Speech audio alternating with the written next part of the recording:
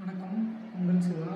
இன்னைக்கு நான் அமரன் படத்தை பற்றியும் மதராசி படத்தை பற்றியும் பேசணும். குறிப்பாக நம்ம சிவகார்த்திகேயன் அண்ணா நடித்த படம். அமரன் படம் பார்க்கும்போதே எனக்கு சில விஷயங்கள் மனசு உறுத்துச்சு. தேசப்பற்று அதெல்லாம் நல்லா சிறப்பாக சொல்லியிருந்தாங்க. தேசத்துக்காக போராடுறதுல எப்படி அப்படின்னு அந்த படத்தை சொல்லியிருந்தாங்க. ஆனால் அதில் 2009 காலகட்டம்னு பேசும்போது அமரனோட ஹீரோ உண்மை கதை தானே சொல்கிறாங்க. ஆனால் அவர் சென்னைக்காரன் காட்டுறாங்க. ஆனால் சென்னையில் அவர் வாழ்ந்திருந்தாலும் அவர் தமிழராக அவர் குறிப்பிட்டாலும் அவரோட மூதாதையர்கள் தமிழர்கள் கிடையாது. சரி, இருந்துட்டு போட்டோம். அவரை சென்னைக்காரராக காட்டுறாங்க. ஆனால் 2009 ஈழம் வாழ்ந்த தமிழர்கள் இருந்ததை பற்றி அவர் ஒரு ஸ்டேட்மெண்ட் கூட கொடுக்கல. அது ஒன்று. அதை போற்றி சிவகார்த்திகேயன் படம் எடுத்திருக்கிறாங்க. ஒரு இந்தியராக ஒரு திராவிடர் இல்லாமல் இப்போ என்ஐஏ படத்தை வச்சு ஒரு படம் எடுத்திருக்கிறாங்களா.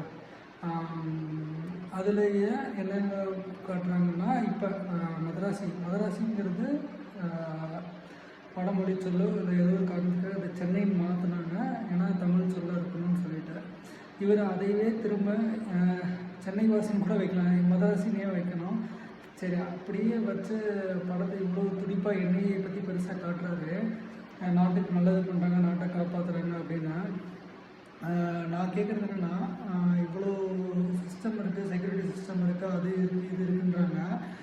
தமிழர்கள் தமிழை தாய்மொழியாக கொண்ட மக்கள், இந்துத்துவாவை பின்பற்ற மக்கள், நீங்கள் கும்பிட்ற அதே சிவன், அதே விஷ்ணு, அதே முருகன், அதே சாமியை கும்பிடுற மக்கள் இலங்கையில் இருக்கும்போது தமிழ்நாட்டில் இந்திய குடியுரிமை கிடையாதுன்னு சொல்லி ஒரு சட்டம் போட்டிருக்காங்க.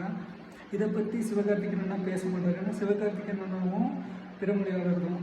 நம்ம ஊரில் பிறந்தாலும் தான் என்னோடய அப்பா என் குடும்பத்தை பார்த்தா தான் சரியாக இருக்குங்கிறது நிறைய விஷயங்களில் சரியாக வருது. என்ன தான் எங்கள் சித்தப்பானாலும் பெருப்பானாலும் பார்த்தாலும் அப்பா மாதிரி வராதுங்கிறத இந்த இடத்துல நான் சொல்லி காட்டணும்னு நினைக்கிறேன். இது கண்டிப்பாக சொல்லி காட்டணும்.